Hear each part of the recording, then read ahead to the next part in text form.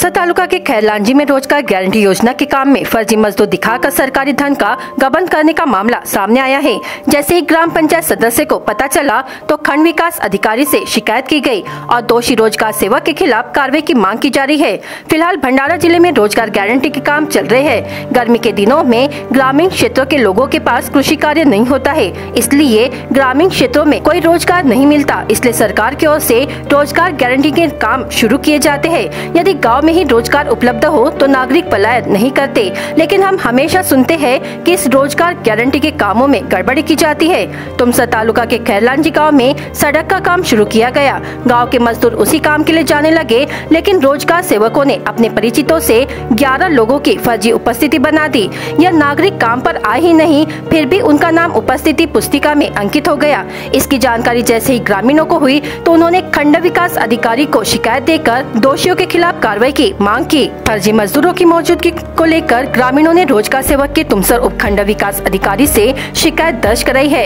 जब खंड विकास अधिकारी से इस बारे में पूछा गया तो उन्होंने कैमरे के सामने बोलने से इनकार कर दिया और उन्होंने कहा कि जांच चल रही है। लेकिन ग्रामीणों ने खंड विकास अधिकारी पर जांच के नाम पर समय बर्बाद करने का आरोप लगाया है। इसलिए ग्रामीणों का कहना है कि उचित जांच कर दोषी रोजगार सेवक को पदमुक्त किया जाए। माझे नाव वीणा हिवराज मते, मी ग्रामपंचायत सदस्य आहे। इथं असा व्यवहार झाला की ग्रह व्यवहार झाला की पांदन रस्ता रोडापासून निगम डायरेच्या घरापासून चालू होण्याच्या ऐवजी त्यांनी एकादशी कार्तिक बनकरच्या घरापासून सुरुवात केलेली आहे आणि वरून सुद्धा जे लोक कामाला जात नाही त्या लोकांची त्यांनी 11 लोकांची हाजरी लावलेली आहे। लोकांचे नाव आहे राखे भावाची हाजरी टाकलं नाही, त्यांना भाव सुनची टाकलं नाही आणि वरून आईची टाकलं नाही, दहाजीची टाकलं नाही, काकाची टाकलं नाही। अन्न अति 2-3 हाजऱ्या अशा आहेत की दुर्गा रवी मते ती शाळेत जात आहे, खिचडी बनवाली 7 वाजता, त्याच्यानंतर त्याने सुद्धा तिची सुद्धा हाजरी लावली नाही तिथं।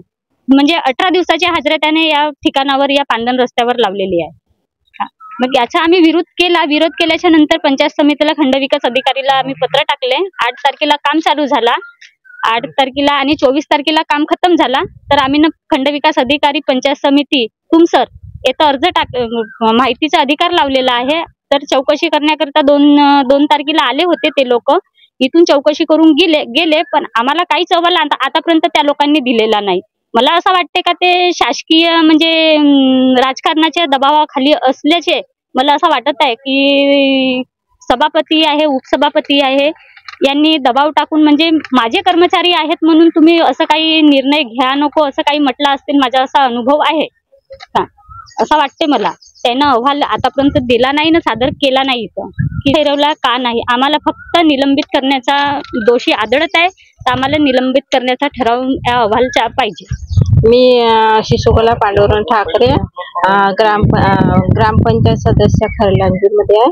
यामध्ये रोजगार हमीच्या कामावर जे म्हणजे पांदन रस्ता सुरू करण्यात आलेली आहे, यामध्ये बोगस हाजिऱ्या गेलेल्या आहेत। या बोगस हाजिऱ्यामुळे या मजुराला ज्या काम करणाऱ्या व्यक्तीला रोजी आहेत त्या बहुत कमी पडत होत्या। त्यामुळे हे रोजगार काम करणारे लोक म्हणजे हे नाही ते म्हणजे थोडेसे चिडचिडल्यासारखे झाले का आम्ही दररोज काम करतो आणि आम्हाला रोजी कमी पडते म्हणून ते मग थोडेसे हे नाराज झाले। त्यामुळे आम्ही मग हे तक्रार BDO कडे केला आणि BDO आल्यावर त्यांनी हे गुन्हा जे आम्ही दाखल केलेला आहे BDO ने हे गुन्हा मंजूर करायला पाहिजे। कैलास गोपाळ सार्वे, मुक्काम खैरलांजी।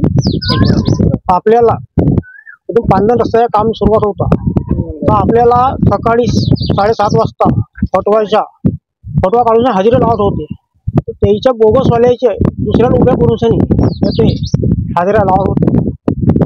तर असे बोगस कामं करून त्यांनी आपल्या मजुराईला तर न्याय मिळावा म्हणून आपण BDO साहेबाला नोटीस दिला। आपण BDO साहेब येथे आले होते, तर आपल्याला आतापर्यंत आपल्याला काही चौकशी आपला अहवाल काही दिला नाही।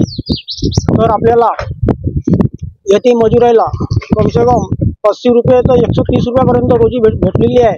तर त्यांना रोजी आपल्याच माणसाला ज्यादा रोजी दिली आहे आणि जे विरोधी आहेत त्याला नोटीस कमी दिल्या आहे. आपली मागणी हेच आहे का त्याला निलंबित करण्यात यावे.